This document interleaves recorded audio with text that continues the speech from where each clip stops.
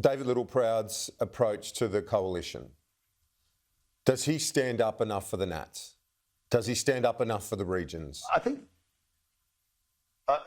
that the Nationals do stand up for the regions, and it's to be seen quite evidently The Nationals in the numbers do. that we have held.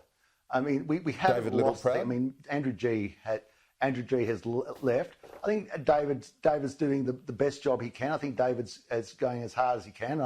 Obviously, everyone's very focused now on the coming election, but until Andrew G left, we hadn't lost. We hadn't gone backwards, and you can't really blame anybody when someone decides of their own volition just to change sides in the middle of the football game. I mean, that was Andrew G's decision.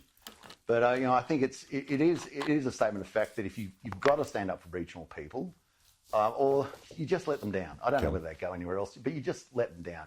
And our constituents are the poorest. That's why we get so worked up about power prices, because the people who are going to get hurt the most are the poorest in the weatherboard nine, the poorest in the little regional communities and little regional villages. What about the LNP, and they're the people though? That they don't the LNP say the LNP in Queensland, they say that they don't support nuclear.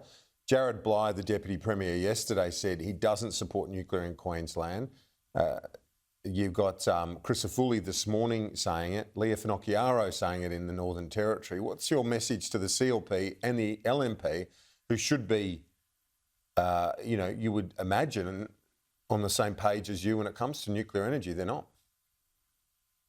Well, then what you are, if you don't support it and you do want sort of the path to zero emissions, then you're going to drive your economy in Queensland and Northern Territory into the dirt. It's just not possible. You just can't go forward. As I've said before, and I hear Peter saying it, you cannot run a full-time economy on part-time power. Your renewables are not renewable, okay? There's nothing renewable about them. They end up as landfill. They end up as, they swindle, capacity investment schemes, secret agreements that they get paid even if they produce power or not. You can't run an economy on a swindle of intermittent power. You can have some, no doubt about it, but what they're doing is you just got to go talk to Keith. The physics of it is impossible. You have to have base load power. Okay. And if you're not going to use coal, then nuclear is the only place to go. Otherwise, start building massive dams up and down the East Coast. We can have hydroelectricity, but we're going to be building dams in every national park in Australia. I don't think that'll ever fly. So I just say that don't go to the podium and say, I will never believe in nuclear power, because what you're saying is that Finland must be off the head, China must be off the head, America must be off its head, Canada must be off its head, England must be off its head, France, even Ghana and Bangladesh are heading towards nuclear power. Uganda's heading towards it. The world's going in that direction.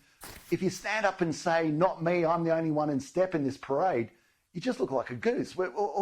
You've got to understand the world has moved on, and stopping nuclear power is a bit like banning mobile phones or banning fridges or, banning the car, because it's just where technology is, and we've got to catch up with the rest of the world. Otherwise, you will have nuclear power in the end. You can bet your life on it, but all the technology will be imported.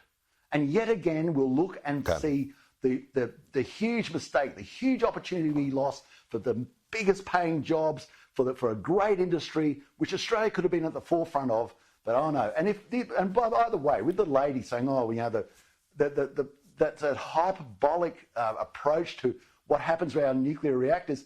Well, we've got one bang smack in the middle of Sydney. There is a nuclear reactor in Australia. It's called Lucas Heights. It's in the geographic centre of Sydney. And though I might want to attain that some of the issues for some of the people and my political opponents might be attributable to that, it's not.